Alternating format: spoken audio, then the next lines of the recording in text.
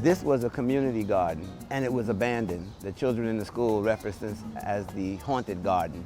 It were just cats, rats, and scary old people in here. And this was a junkyard at the time. Literally, there was a car over there and an engine, living room furniture, appliances. All the soil was contaminated from years of neglect. After cleaning it up with the children's help, one of the kids said, "Why don't we plant something?" And I'm like, okay.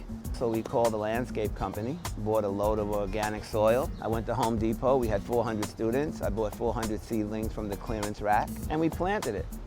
It was nice, it was cute, but then the next day, the kids come in and they look at their plant. They come in the next day, they look at their plant. Here comes Saturday, they're bringing their mother and showing their mother their plant. There was such a pride in their plant. They would come every day and then they started saying, "It's not growing, it's not growing. What's wrong with my plant? It's not growing."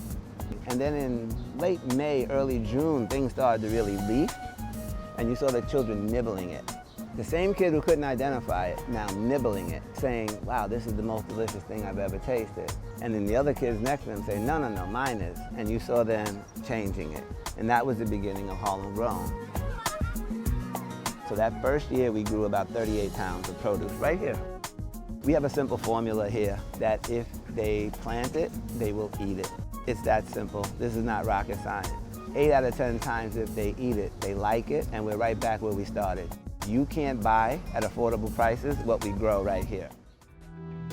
When you focus on communities such as this, our children are living surrounded by people just like them. If you're in this situation of homelessness or extreme poverty, everyone is living the same way. And when you go into schools that are overwhelmed with these same kids, under-resourced, it's a revolving door.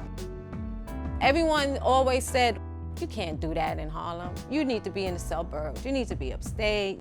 It's a good thing for kids and adults to see. You come right down the block and here it is in your neighborhood. So what we do here, we plant fruits and vegetables, but we grow healthy children in sustainable communities.